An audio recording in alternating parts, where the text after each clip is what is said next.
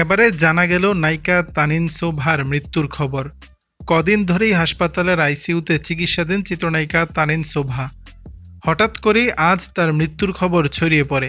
পরে তার পরিবারের ঘনিষ্ঠজনরা জানান, চিকিৎসকেরা তাকে ক্লিনিক্যালি মৃত ঘোষণা করেছে, তবে ডাক্তার এখনও আনুষ্ঠানিকভাবে কিছু বলেনি। রোববার ৮ জুন সন্ধ্যায় নায়ক জয় চৌধুরী বলেন, ডাক্তাররা আনঅফিসিয়ালি তানিন শোভাকে মৃত ঘোষণা করেছে, তবে অফিসিয়ালি এখনও কিছু বলেনি। এর আগে চলতি মাসের শুরুতে হঠাৎ করে অসুস্থ হয়ে পড়েন তানিন শোভা।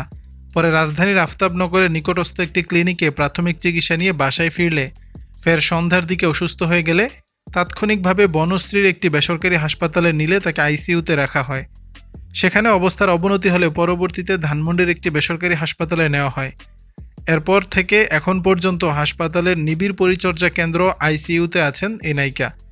দীর্ঘদিন ধরে শোবিজে কাজ করছেন তানিন শোভা। শুরুটা হয়েছিল বিজ্ঞাপন দিয়ে, এরপর নাম লেখান নাটক সিনেমায়। মাটির পরী সিনেমা দিয়ে বড় পর্দায় নাম লিখিয়ে বেশ কিছু সিনেমায় অভিনয় করেছেন। বর্তমানে এই নায়িকার বেশ কয়েকটি সিনেমা মুক্তির অপেক্ষায় রয়েছে।